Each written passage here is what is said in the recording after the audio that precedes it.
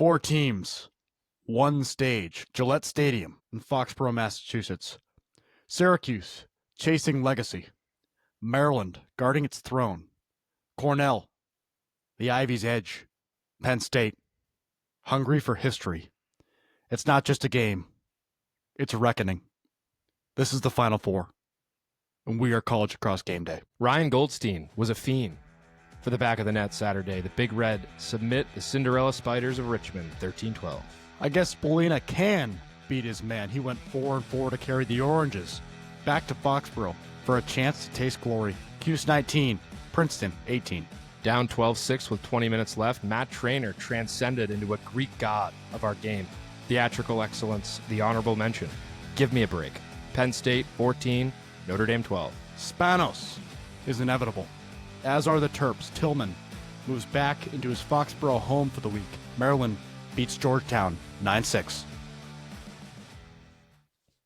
We are back in the studio. We're talking about All-American snubs and our takes on it because we didn't really take an extensive look at it. Matt Traynor, honorable mention according to Inside Lacrosse.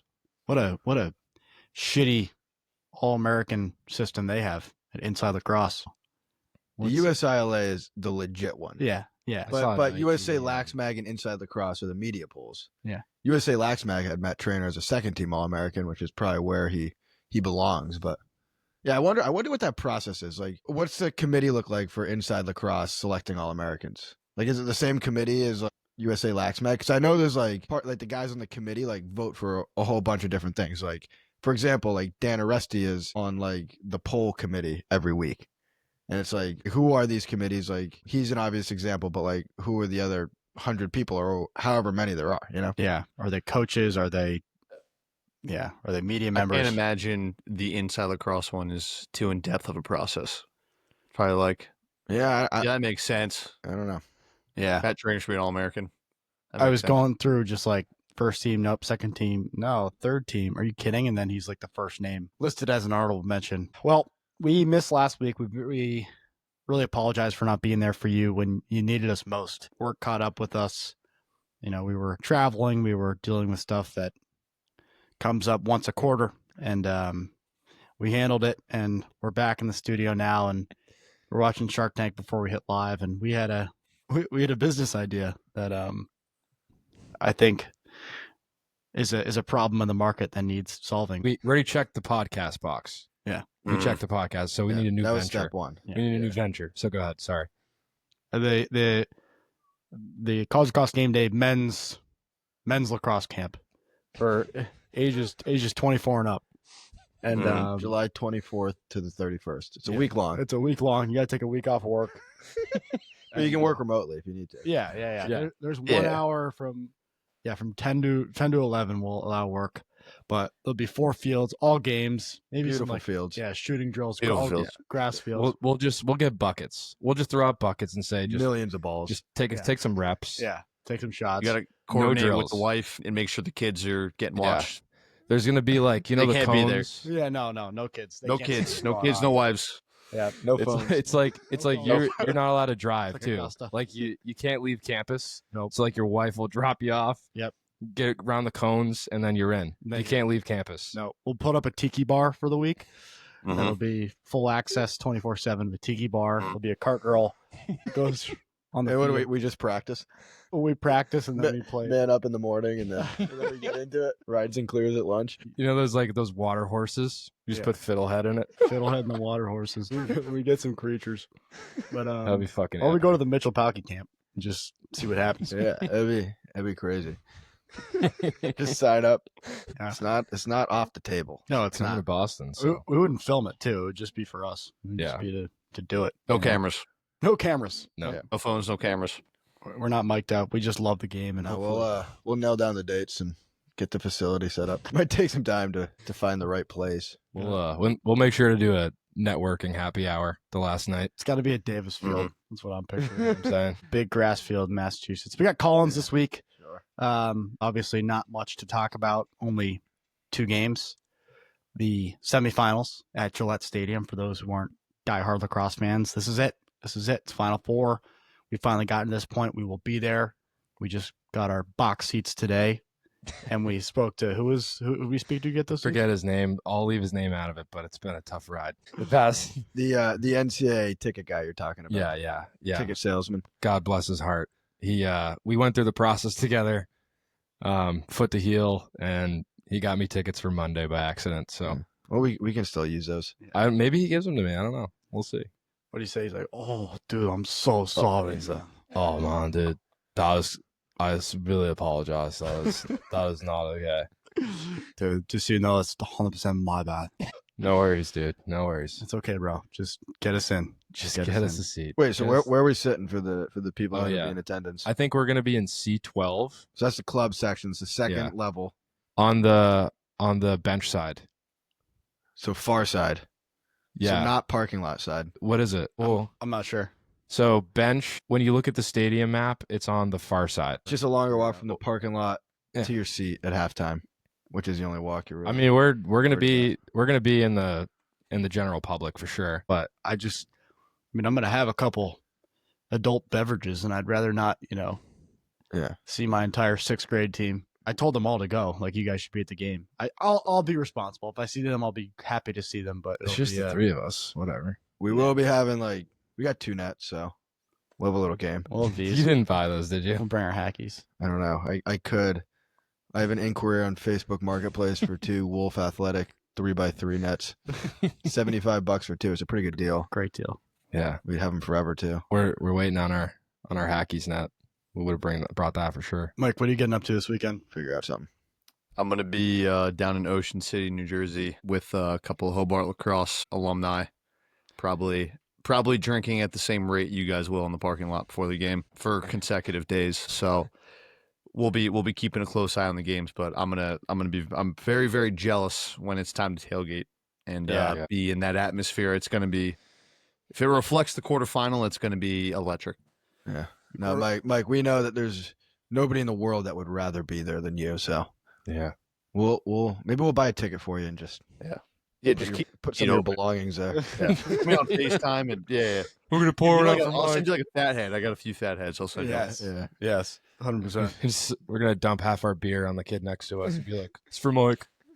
I think we're talking about Hobart teammates. I think it's fair to mention and say goodbye to Coach Greg Raymond for Hobart. He's stepping down as a head coach and plans to stay with the school, moving on to kind of a different position right now. A lot of unknowns at the moment, but sent him a message. Very thankful. His heart's still with Hobart and a little unclear what he'll be doing, but a tough decision for him. But I speak for a lot of people. I think for you too, Mike. One of the best leaders I've ever been around, and someone I try to emulate with everything I do, how I carry myself, and a father figure for me and hundreds of other statesmen. So, Coach, thank you. Best of luck with whatever's next. Mike, if you have any words, go ahead. Well said. Well said. I sent him a text as well. Love you, Coach, and whatever you do next, you're gonna fucking dominate. That's all I know. Guy's a stud. Guy's a stud at life. Friend of the program. Stud at life. Friend of the program. Friend of the program. And bleeds purple and orange. He does. Bleeds purple and orange, just like Mike and I. And just for those who don't know, Hobart, when he got there and for really almost the entire time he was there, no athletic scholarships. So, the only other schools in Division I who don't have athletic scholarships are Ivy League schools. And it's a little different when you're recruiting someone to come to Hobart College and Harvard or Cornell or those schools. So certainly at a disadvantage in terms of recruiting, but he did so much for our program. A lot of wins, a lot of success, conference championship victory, a couple championship appearances. He built a dome for the school, an indoor facility that we got to play a lot of games in, ton of memories in. I'll stop beating the drum. I hope he's listening, but thank you, Coach. Thanks to all the alumni who are listening. We'll move on to Collins and get ready for the Final Four. I was actually lacrosse. Is that game with the fucking fish stick there, the nets there? Yeah, pretty much. Yep. Calling in. My name's Dan Arestia. That's Spencer Jr. If you're not committed to Maryland and ranked top 3 in your class, by the end of your junior year, I'll shave your head and I'll ship your ass off to boarding school in Alaska faster than Lamar Jackson 40-yard dash. Before we get into Collins, talk about streaker sports for a bit. Streaker Sports. Hayden's got the shorts on, those mesh Penn State shorts. Penn Look at those State. things. A la Penn trainer. Penn State fans this weekend are wearing a whiteout, so I don't know if I'm rooting for Penn State, but I'm definitely wearing these shorts. They make vintage apparel for like literally any school you can think of. They sent us some of these like mesh shorts that we're gonna try to bring back in style. Try Streaker Sports. See if they have stuff for your school. I have a good feeling they do, and it's different, something you haven't seen before. It is good quality too. Just to put in reference, like I hate Penn State. I've always hated Penn State as a school, and I wear these shorts because they're nice. That's Mike, a go ahead. valid point. I was going to say, if talking about school stores, you're also going to drop like $80 for a fucking t-shirt too. So Yeah. Right. that in mind. Right. No, I think there's just like there's resurgence of like the retro appeal. People are hitting thrift stores, but like they're just making shit that you would find that would be like, this is a fucking steal. Like, Yeah. I can't believe I got this. Exactly. It's swagger. All right. We do have a promo code, CLG10, when you check out, get 10% off. So thank you, Streaker Sports. Collins, usually I do a little bit of research to figure out what these people are actually saying, but today, in the spirit of the end of the year, we're just going to find out what they say, I guess. First, we got Gil Martin calling in. What's up, boys? How about that fucking red, huh? It's Grillmaster Gilly back at it. And I tell you what Matt Trainer doesn't want to see is CJ Kirst come through and dangle, rip one top titty. Let's go red. Championship weekend. That's the start we needed Yeah, that's great. from Grill Master Gilly. I knew it was going to be Dude. so I put him on first. I shocked the group. I think, I think there's going to be, if you look at the student bodies, it'll be interesting to see who has the biggest fan section this weekend. Yeah. Well, I'm very curious. My gut says Syracuse just because the alumni network, specifically in the Northeast and the Boston area, like it's enormous. Hoping for, we're looking for tickets. there's not a lot. There's not a lot of seats. Not a lot of seats left. Which is good. There's not. Yes. It's Dude, going to be we packed. gotta- It is going to be They got to packed. place that guy right behind the Penn State bench. Perfect. Place I him know. right there. Whoever, I hope to hear his voice. They're probably going to break an attendance record. But, yeah, like, I don't know if we want to talk about these games now. I mean, we're going to talk about them later. But Talk like, about CJ Kirst, I guess. Yeah, this is going to be a good game. It's going to be a good game. I'll be honest, like, I was kind of hoping it was Notre Dame and not Penn State in this game, but Penn State's legit. Like, they're 100% deserving of being here. Earned it. Yeah, earned it. That's what they Earned did. I don't know. Penn State just keeps surprising me. So, I don't know.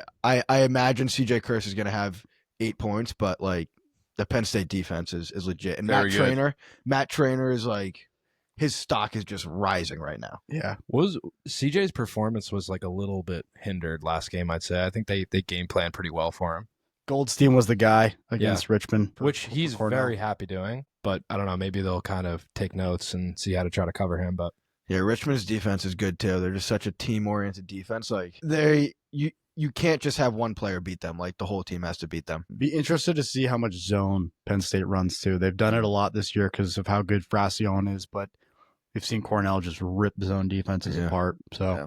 I mean, Won 'em that'd the be game. interesting. Like CJ Kirst is like a inside mid-range guy. Like he has a cannon, but like his game is those mid-range shots. So maybe that's what it is. Like maybe the zone will stop him, but who knows? We'll see on Saturday. okay, next we got J Rock. Hey.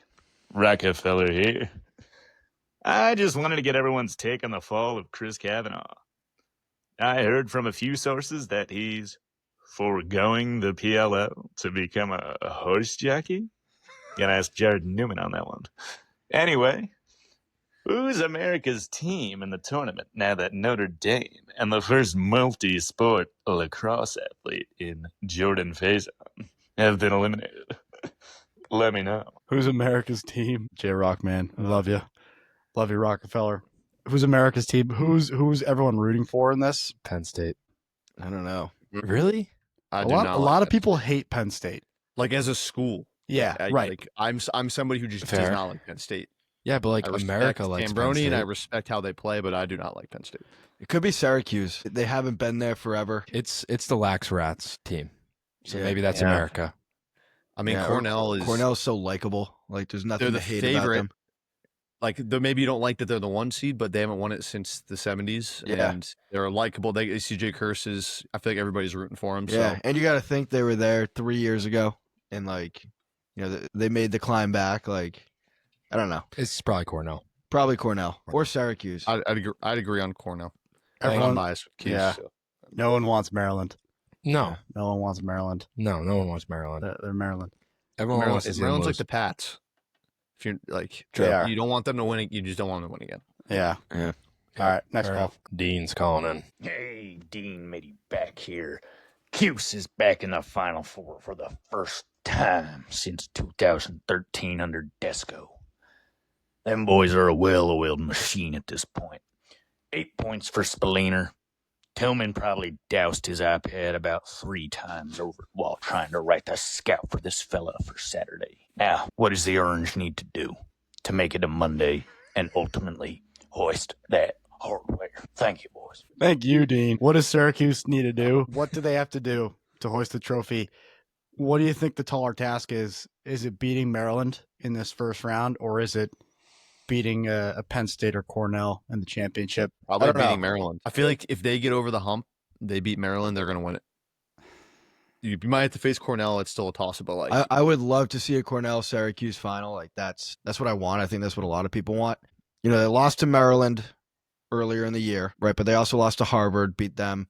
I don't know. I think their offense just needs to not worry about the Maryland defense. And obviously that's like way easier said than actually being done. But when Syracuse is scoring goals, they can beat anybody. I think it's when they get in these ruts. Like you see against Harvard, like if they're not scoring goals like they are against Princeton, it's going to be a close game. And like in that Syracuse-Princeton game, Princeton just, scored with them. But Syracuse offense needs to score like 15 goals to make this doable. Yeah, Maryland. When Maryland goes up, I think they just have the power to just control what happens. Exactly like how what the you game saw goes. against Georgetown. Yeah, It was like boring, but they controlled everything. textbook Maryland win. Textbook Maryland win. I feel like Syracuse needs to get production out of like the Trey Deers and the Finn Thompsons. Like they need to get them involved. Yeah, I mean, when their offense is clicking, like all those guys are involved. Like Rowe is scoring goals, Finn Thompson, Michael Leo, Spallina, like Hiltz is everybody's scoring goals. Like it's not like a, spotlight on Spallina or Hiltz to carry the load. Like everybody's scoring goals, and that's what it's going to take for Syracuse. Like they're a team that relies on runs and scoring in waves, and if they can do that. Like, I don't think Maryland's offense can keep up with them, right? Maryland's defense is going to have to play a great game to, allow the Maryland offense to score 10 goals and win. Like, that's how Maryland's going to win them with a stout defensive performance. To the Spalliner point as well, he's going to be covered by Will Schaller again, who, from what I remember, kind of dominated that matchup earlier in the year. But Spallina's been hot. Syracuse's offense has been hot, but Maryland is a really good one-on-one defense, and they have Logan McNaney, who is ice cold when it comes to in his veins when it comes to the big spotlight. So that's going to be a tough thing to beat. Yeah, what will be interesting is Syracuse goalie situation. Right, they've been playing Jimmy McCool all year. They put the backup Michael Ippoliti in. He's a sophomore. He's played some minutes, but like this kind of goes back to I think it was Virginia last year or the year before when they had Nunes playing. And then they put the backup in. I think he's a freshman. Like Sutherland or something. What was his name? I forgot. Yeah. He's a freshman. But it's like you're kind of in this moment like, yeah. All right, like your starter of the whole season is, didn't play great in the first half against Princeton, and you put your backup in. Like, now who do you go? Like, this is a big decision for him. Probably going to be McCool, but yeah. Usually you stick with what got you there. Right. Next call. All right, we got Johnny calling in, following up Dean. Wants a piece of him. Yeah, guys, Johnny fucking Boychuk here, losing my voice, been screaming at the TV for these playoffs. I screwed up the Harvard Cuse thing. It is what it is. I got Penn State going all the way anyways, just for the record. Take it, follow me. But the Dean's been riding me ever since in my DMs. And I'm getting sick and tired of it. So let's settle this like men, like real men, all right? For the creator, you and me, Braveheart drill. Whoever wins never calls in again. And for the record, too, your son, I saw his tape, stinks. Couldn't hold my daughter's jaw. Thanks, Johnny. I didn't even go to the next call. The Braveheart. That'd be great to see. Oh my If God. there's a Braveheart, we can see between 2 players this weekend who are there. Who would it be? Let's do both semifinal games. Maryland versus Syracuse. Braveheart. It'd have to be Schaller. It has to be English. Yeah. San Schaller in It English. had to be English and Schaller? No. Maybe Spanos. Yes. That would be epic. Starts They're as a fucking face engines. off, right? Yeah, that's more. I think English takes that home in any matchup. To Yeah. be honest. Yeah, English is like probably the best Braveheart guy in the world. Or Leo, honestly. or Michael Leo. or Michael Leo. He's a freak too. And then Penn State, Cornell. Matt Trainer. Trainer Kirst. You gotta, Kirst. dude, you gotta go trainer. Trainer Kirst. Kirst. God. That should be overtime. That's going to happen at our camp. That's going to be the finale. Yeah, there's no overtime. We'll invite those guys. No. Yeah, no, the finale of our camp will be Dean and Johnny.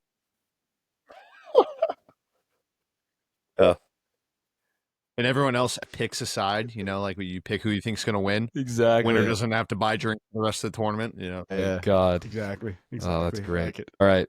Next call. Hey, man, it's the Cholo Lexer, man. I stole this phone while I was door dashing on my 10-speed, cuz.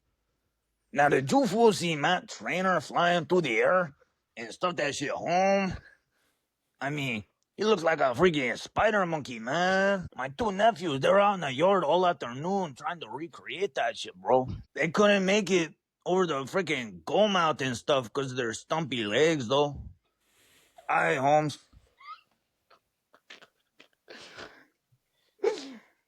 Oh,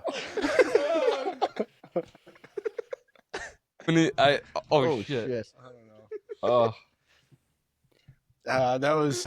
I mean, what Trainer did. That was heroic. He's growing the game. He's inspiring the next generation. Honestly, though, that was like the closest thing to the air gate that we've ever seen. That was, It was. bananas. Yeah. That was Epic. nuts. Yeah. put it right in the fucking corner. I too. was in the That 99 restaurant after Yeah. winning 2 games with my 6th grade squad, Really? and I watched that. And That was probably the spit out my greatest. popcorn.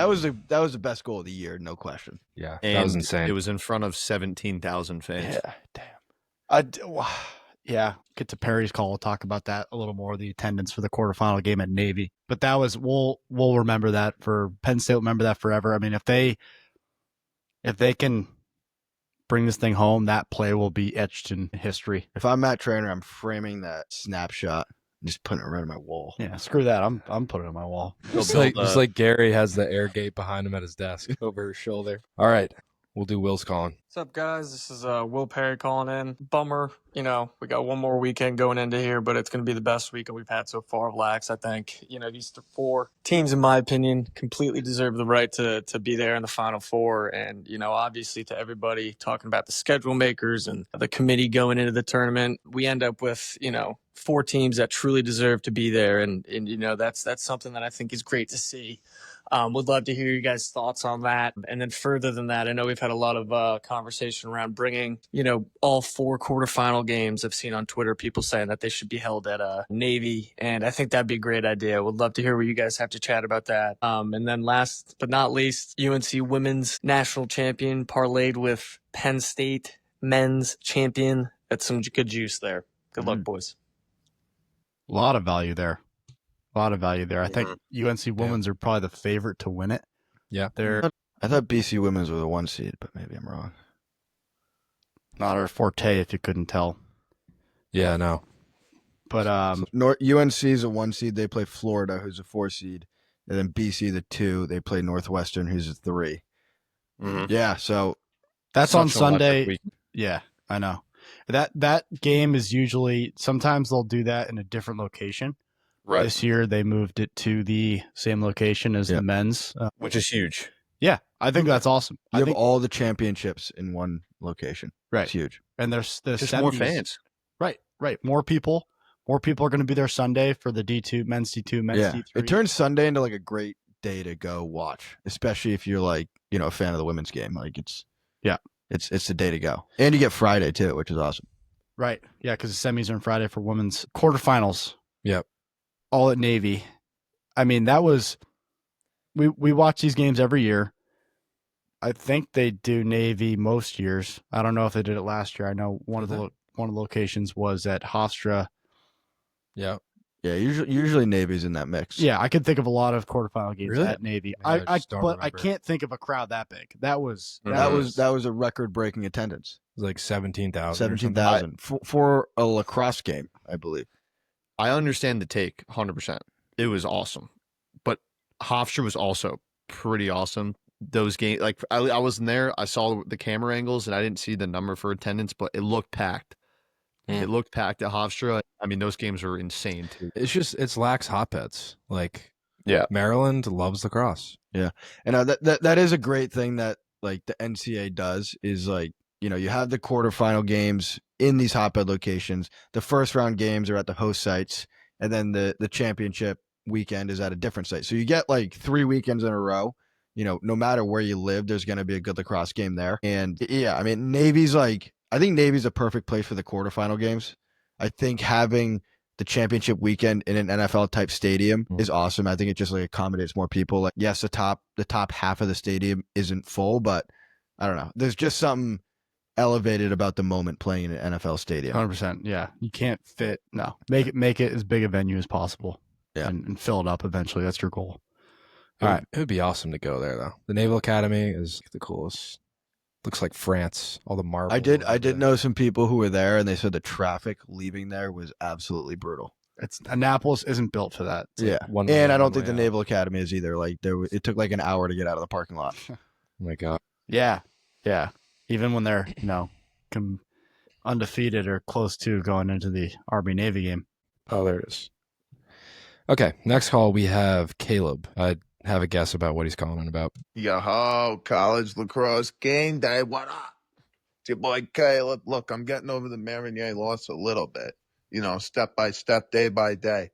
And then it hits me, bros. The guys that sent Marinier packing, they just went fucking packing. So they kicked Marinier out for no fucking reason. I mean, unbelievable. Now I don't know who the fuck to root for. I mean, Tucker Wade had my vote. That guy is a dumpy on Princeton. But then they go and fall to Cuse. Fuck you, Dean. So, you know, I don't know who I'm rocking with the rest of the way. I mean, someone's going to emerge as my favorite. But I don't know who the hell it's going to be. It sure as hell ain't going to be Spillane. Okay. Yeah. Okay. You got to figure it out. Yeah. You know you can root for? The sport of lacrosse this weekend. Yeah. Root for the sport of lacrosse. Root for Penn State if you're an Ohio State fan. Root for the Big Ten. Hell, Mike, if Richmond was in it, I mean, yeah, I wish. Yeah, I was rooting for Richmond harder than any other team this weekend. I wanted them to make a run, and they did. I think they deserve their praise. We didn't have the chance to talk about it, but first NCAA tournament win as a 11-year-old program. It's pretty amazing what they've done. And they Cornell the brink. Like, yeah, they could have won that game. They could be in the Final Four right now. I was thinking this last week. I was like, you had last week quarterfinals. You had 8 teams left. You ask yourself, are these the best 8 teams in college lacrosse? I think they were. I think they were the top 8 teams in college lacrosse, with the exception of maybe Ohio State, maybe Army. I don't really know, but Richmond, top 8 team in 2025 for sure. They deserve to be there. 1 goal away from having a chance to go to Memorial Day weekend, which would have been even more historic than what they already did. Huge victory for the mid-majors all around, seeing them go that far. Got it done against North Carolina convincingly in the end. And I'll be honest, I watched the whole Richmond Cornell game. Richmond kind of played like shit. Mm-hmm. A lot of turnovers. Do you agree? I mean, they just lazy shit, turnovers in the clear. That's what Cornell does to you, though. If you're not perfect in every area of the field, they're going to expose you. But if they just tighten it up a little bit, damn, man. A little bit. They're winning that. Yeah. For sure. All right, next call. All right, wrapping it up. We got Kevin calling in about Memorial Day. This is Kevin, first-time caller, Hobart class of 23. Just wanted to reach out and see what your guys' favorite Memorial Day weekend memory is. Mine would probably have to be the Bern Lore 2016 overtime save against UNC. Man, I wish he pulled that one out, but curious to see what you guys have to say. I know you'd have some interesting pulls, so really appreciate what you guys do for the game, and looking forward to hearing it. Appreciate you, Kev. Love you, brother. Favorite Memorial Day weekend memory. Mike, I'll start with you. We'll go around the horn. Let's be quick with these. I was freshman in high school. It was at Philly, the Eagles, Lincoln Financial. I stayed up the entire night before. I was very excited. I was also drinking a lot of beers with some friends. Is it freshman in high school? Maybe I shouldn't have mentioned my school year, but we stayed up all night. We went to the game, obviously shot, and It was packed. As soon as I got in the stadium, it was absolutely electric. That was when Loyola was in the Final Four. Watching Pat Spencer in person in a few electric games there. Absolute peach of a time. I think my favorite memory was when they were selling like the NCAA branded clutch minis. Mm. And I bought one of those. Yeah, and I had that thing forever. And I just remember just like picking it up and just playing mini lax with it. Yeah. That's probably like one of my fond memories. Clutch mini. I would say my favorite viewing experience was 2016 Brown. I mean, what a fun team when they lost to Maryland. Oh, Yeah. it was a heartbreaker, but I remember watching that game. Being in attendance, like I used to go to, this Saturday every single year. And one year, I think it was like 2011 or 2007 or 2008. It was in Philly. We were sitting in a box and there was, we had a big box. There was food coming in and out, right? Rockefeller? Yeah, something like that. Yeah, your dad definitely balled out for that one. Yeah. But I remember I ate like 13 brownies. Like they had brownies and cookies and I just like couldn't stop eating these things. Went home later that night. We were staying at like my dad's friend's house. Woke up in the middle of the night, puked in the middle of the hallway on my way to the bathroom. Didn't tell anybody. And then my dad's friend's wife is like going to the bathroom in the middle of the night, eat shit on my puke. And it was like a whole ordeal. Are you coming clean or did they know it? Yeah, did they ever find out it was you? Yeah, I mean, they knew it. Like, I was the only like 10-year-old in the house. So hopefully that doesn't happen this year, but fond memories. Jesus Christ. Yeah, I literally woke up to like her hip hitting the floor. Imagine. So you just looked at it and just went, nah. I like didn't want to wake anybody up. Didn't want to clean anything up, Imagine it's the brownies that get you again this year. Yeah. Hopefully it doesn't happen. Over in those brownies. Yeah, maybe they were pot brownies. Yeah, maybe they were. I don't know. Hayden was spinning. It's the day I fell in love with lacrosse. Dad's just laughing at you. Holy shit. For me, and I hope it happens again this year, Cuse Cornell, 2009 at Gillette Stadium, the comeback. Gave my dad a well-deserved shout-out early in the season. I was there with my whole family. Just an awesome, awesome game. I'm sure most of you guys remember it. Head coach of Cornell in that game, Jeff Tambroni, Hobart alum. Silly of us not to reach out and try to get him on the show. I'm sure he would say yes to a couple of other alumni. But he's back, coaching Penn State now, obviously, looking to get it done. But yeah, hoping to make some more memories this weekend.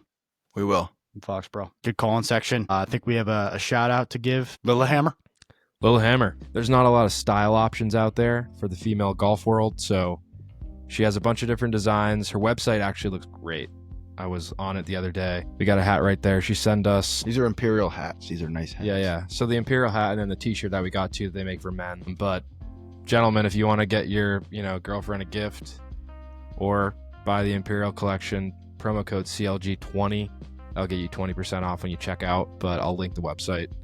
And this isn't like OnlyFans shit. Like this is mature country club, tennis, golf, women's apparel. And it's as high a quality as it gets. They're not making clothes for strippers. They're making clothes for women. For women. Who go low. Who go low and have a killer backhand. So go check out Lillehammer. Water guns, that's a birthday party. That's a birthday party thing. A nail gun. Children. A nail gun puts a nail in something and it stays there for 30 years. And it does and it keeps it there. And these nail guns are keeping their programs on top. All right, our nail gun. Last nail gun of the season, in season, is not at the Division I level, but it's probably the best story in college lacrosse right now. Dickinson men's lacrosse team. We've been following Division I lacrosse all year. We're still avid fans of Division III lacrosse. Granted, we haven't spoke enough about Division III this year. Dickinson men's lacrosse has come out of the woodworks. All season long, they were flying under the radar. They were, kind of ranked in the top 20 in and out. They had a tough start to the season. They lost to Stevenson. They lost to RIT 24-7. They didn't really have a lot of big wins on their schedule until the last few weeks. And if anybody knows Division III lacrosse well, like Brett and I do, you know that the NCAA tournament is an absolute gauntlet. back-to-back games on Saturdays and Sundays in wild locations, tons of travel, not great accommodations. You're playing great teams. How many teams For what? are in the Division III NCAA tournament? I believe it's 32, Okay. but there's a couple playing games. So I think it comes out to like 38 or 40 or something like that. But it's a bracket of 32, right? So the first weekend, you play Saturday, Sunday, right? The second weekend, you play Saturday, Sunday. But really, you play your quarterfinals and the Final Four in one weekend. Dickinson was not a high seed, right? So they had to go to RIT, which I don't know how far that drive is from Pennsylvania. But nonetheless, right, the last 3 games they played, first they beat Salisbury in the round of 16, the number 2 seed in the tournament behind Tufts. It might have been number 1. I think they were number 2. But they beat Salisbury. Huge upset, 11-10. Then they go to RIT, right, for the quarterfinals and then the Final Four. They beat RPI in the quarterfinals, but a team that was ranked in the top 5 all year, had national championship hopes. Another major upset. Then they play RIT, possibly the best team in the country behind Tufts. At RIT, they've won the last 2 national championships. They won in 2021 and 2022. Tufts won 2023. They go and beat RIT. They win 12-10, and they're headed to the national championship. And I'll tell you, like, I was in that moment. Like, you come out of that weekend, you're like, what the hell just happened? We just beat 2 unbelievable teams, and now you get a whole week to go to the national championship. It is a special feeling, right? And the fact that it's Dickinson, it's not one of these teams like Tufts or RIT or Salisbury or teams like that who are in it annually, right? Having a team like Dickinson is great for the sport, right? It's like Union getting there. It's like Cabrini getting there. It's like Amherst getting there. It's like Wesleyan getting there, right? There's teams that have done it, and it just shows like how tight-knit this team is. They're a resilient group. It is a special moment for this group. It's a special week. I promise you, like, the experience is going to be unbelievable, and I am so jealous of them because they get to play Tufts under the lights at 7 p.m. at Gillette Stadium. They're big, they're tough, they're skilled, right? They have everything that all these other smaller teams have had, right? They've had a great senior class. They've had great leadership. They've had great coaching. They've had a great community around them, right? And that's hard to find at D3 schools. Like, you really have to build that throughout your 4-year, 5-year career there. So hats off to Dickinson. Bunch of nail guns. We're rooting for you. Go beat Tufts. Yeah, do you think Tufts is scared? I mean, in all honesty, Tufts is an absolute wagon this year. They're 22-0. They just beat Bowdoin in the Final Four, 26-11. I don't know if there's been that lopsided of a Final Four at any level in God knows how long, right? And they kind of like ran through this NCAA playoff, right? They beat St. Lawrence 14-8, Gettysburg 17-8, Bowdoin 26-11. They're skilled. I said it before. I think Jack Regneri, their leading scorer, Florida kid, junior on Tufts, is probably the best Division III player in the last couple of years. They're well coached. They're dynamic. They're a hard team to beat, but Dickinson is a team that can do it. You just got to punch them in the mouth and stop their transition. And Stop the transition. that's what every coach in the country says. That's what every player who plays against them says. I don't know. Dickinson, you watch some Dickinson film, you'd be like, whoa, they belong in the A-10.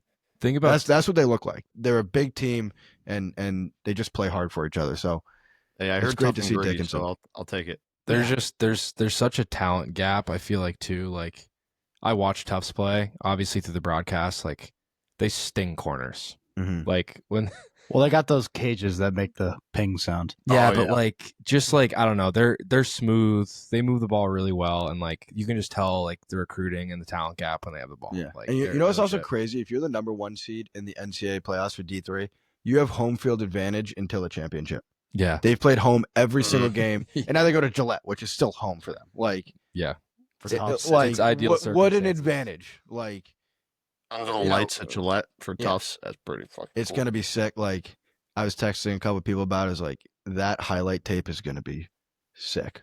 Yeah, especially Tufts crew. Like getting that's out the there. only good thing that we'll get if Tufts wins.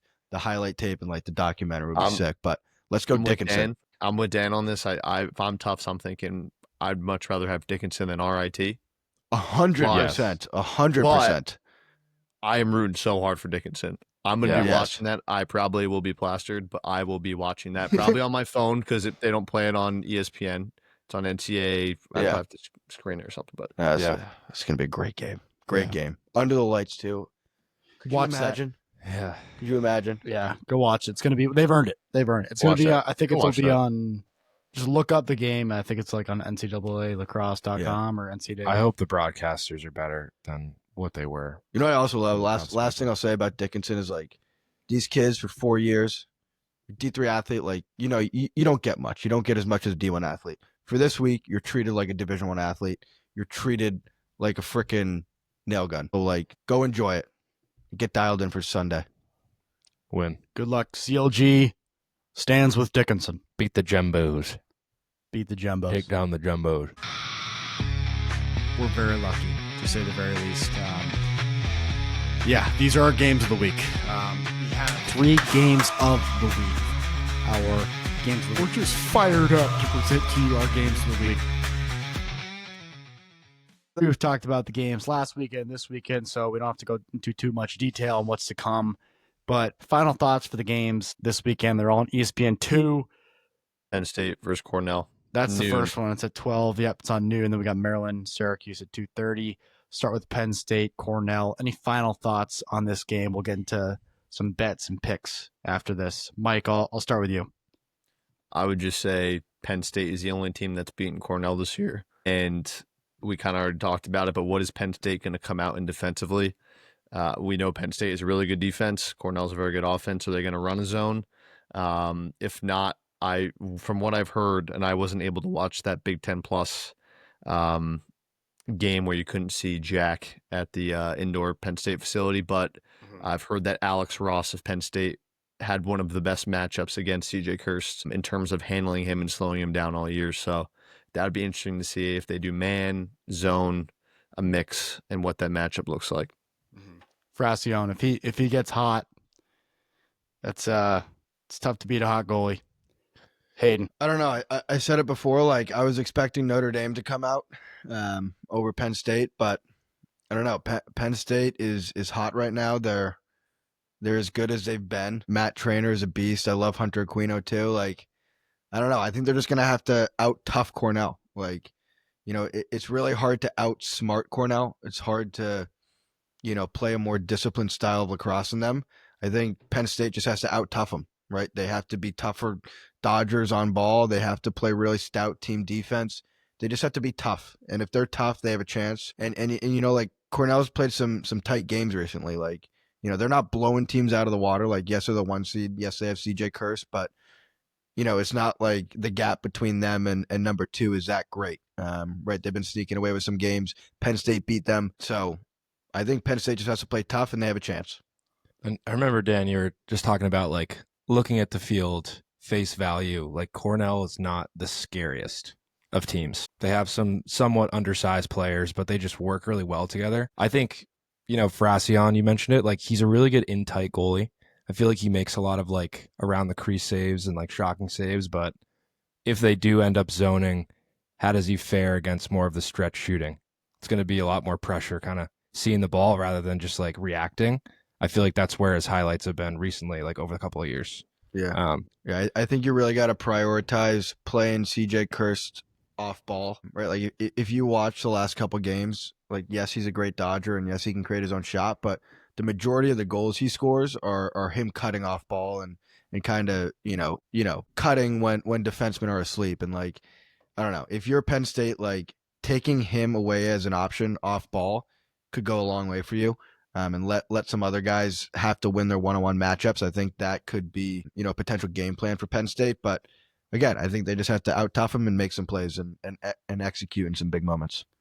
Next game, Syracuse, Maryland. I want to see some uniforms in this game. I don't know if we will. I think we'll be seeing what we typically see, but Maryland all black. Maryland's the higher seed, so they wear white. They could wear white if they want to. Syracuse orange. It's up to them. It's up to Maryland. They'll probably wear white. All black unis. They could wear black. It's gonna be cool. It's not gonna be hot. Yeah, you know? It's gonna be, like, kind of shitty, I think. Yeah, it is. It's gonna be like 50 and rainy, right? Yeah, or not rainy, but just, like, gloomy. Yeah, but I mean, these are both pick'ems. Both games are 1.5 goal spreads. Maryland the favorite in this one. Cornell the favorite in the other one. Maryland won this game earlier in the year. I think 11-7 final. Maryland beat Syracuse. At Maryland, gosh, you just hope. You just hope. I'm looking at the first half, so the over/under was 11. I was like, whoa, over/under is 22 goals. I want something high scoring. It's just more fun. I mean, that Syracuse-Princeton game, you just couldn't take your eyes away from the TV. But no, I don't think Maryland's gonna let that happen. That's my question too. Like the Cuse offense that you saw against Princeton, you'd hope to see that type of game, but I just do not see that happening against Maryland and John Tillman. I do not see. They're going to have an excellent game plan. They're going to execute their game plan. Cuse is going to just have to make more plays. They're going to have to make more plays. Maryland's going to match up great defensively against them. They've already proven they can. Will Schaller will be on Joey Spallina. They're going to try and control the game, the pace, slow it down a little bit. It's going to be interesting. They're going to stop transition. They don't ride. They're going to get their guys on, which might be kind of a problem for Syracuse, just playing straight up. They're going to clear it 100%. Yep. 100%. Hayden? Yeah, I mean, Maryland hasn't allowed a team to score more than 11 goals in a game this all year. And the last time that a team scored 11 goals, it was Notre Dame.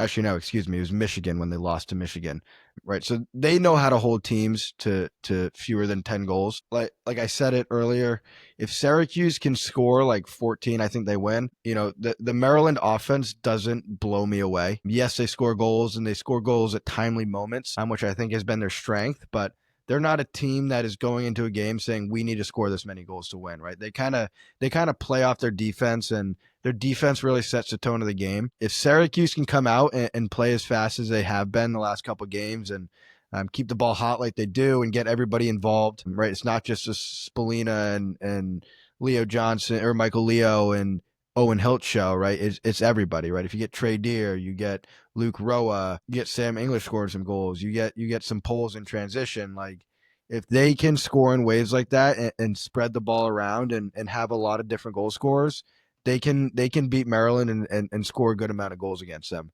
But again, like it's Maryland, it's John Tillman, right? They've been here before. They're used to this moment. I think, I've been thinking about this since Anish said it, that Maryland, right? When we talked to Anish like early on in the season or a couple weeks ago, he was like, Maryland's a great team, but they scream Memorial Day loser. And if I said that off camera, but if I'm a betting man, yeah, sorry, I don't know if that was public knowledge, but if I'm a betting man, I'm riding with Anish here, and I think just violated the NDA. Yeah, you got to go with Anish. Everything you said is just happened. Yeah, that also could mean the championship, not against Syracuse. I was on ChatGPT just trying to figure out. Like, I feel like Syracuse is a team where they need to sort of get that 10+ goal game to win. The only big game that they won scoring less than 10 was Duke, 9-8. Yeah. And so they don't really play well in like those tight games, and I think Maryland could bring them to play that game. And that might sort of be an issue for them. I think Syracuse is going to need a lot of like weird goals. And I think Syracuse absolutely. You know what I mean? Like they're going to need like Finn Thompson kind of just catches a pass where he's like semi-open in the crease and just like finds a way to score, whether it's backhand, around the world, behind the back way. They need some great finishes out of Trey Deer. They need some Hiltz just picks up a ground ball and fires one. Like they're going to need some of those goals if they want to win this game, because it would be my ideal situation for this game would be if Syracuse got up 5-2. If they found like a way to get up 4-1 or something like that against Maryland, and then just watch how Maryland reacts. Yeah. How do they react to being in that position? It's very much coaching too. If it becomes a coaching battle, I think Maryland will just kind of come back, will their way, and probably take it. So we'll see. Yeah, we will see. Let's talk about bets. It can be anything you guys like. It can be a money line. They got DraftKings' first half spreads now, which is very interesting. So I was wrong earlier. I said both these games were a pick 'em. Penn State, Cornell, not a pick 'em. Cornell's a 2.5 goal favorite, but first half spreads. Cornell, 1.5 goal favorite. Maryland, 1.5 goal favorite. Game lines. Maryland, 1.5 goal favorite. Cornell, 2.5 goal favorite. Futures for national championship winners. Cornell's the favorite, plus 130. Second team is Maryland at plus 280. Then you got Cuse at plus 350, Penn State. Last team on that list, they're plus 550. God, it just looks tasty. Maryland's the pick, I think. I would agree with you. It's a good For the line. national championship? Yeah. I was shocked to see Maryland wasn't the favorite, to be honest. Really? Yeah. Yeah. I mean, I thought they would be at like a plus 200 or something like that. not that I want them to win, but if I were to pick a future, it'd probably be Maryland in that case. I'll start, I guess. My favorite bet of the weekend is Syracuse plus 350 to win the national championship. I think they're a team of destiny. I think that's a lot of value there. I think they're going to beat Maryland and then leave it up to fate in the national championship. I'm kind of predicting the future here. I really think it's going to be Cornell versus Syracuse in the national championship. So that could be a good little parlay. Cornell money line and Syracuse money line. I'll go next. Will Perry said the parlay with UNC women's and Penn State men's. I think Cornell's going to find a way. I think they're the team of destiny here. If we're talking about team of destiny, you got CJ Kirst, who just feels like this is the perfect bow to put on his career if he can win this national championship. Cornell's been knocking on the door for a while. It feels like it's going to be them, but there's just not a lot of value there. And it's just, if that bet wins, it's like, great, I won $17. Yeah. Awesome. I can go get chicken tenders from Two hot dogs. Yeah. And a shock top. No, two hot dogs at Gillette and a shock top. Like $40. Yeah, $40 easily. Worth every penny. You don't take the Penn State money line. That's what I'm doing. I'm going to take Penn State, not money line. I'm going to take their future to win the national championship at plus 550. Come on, Nittany Lions. You've beaten the best. You've beaten Cornell. You've beat Notre Dame. Bring it home. I want Matt Trainer to have his Gait goal in his office when he's an investment banker. That's right. After his 2-year career at His 2-year PLL career. After his early retirement. 2-year tenure. Mike, what do you like? The futures are tough. I'm going to stay away from those. I like just making a quick money line parlay, just Cornell, Maryland, one versus 2 in the championship. It comes out to be plus 128 if you pick them both. I think it's a good odds to both to win and make it to the championship.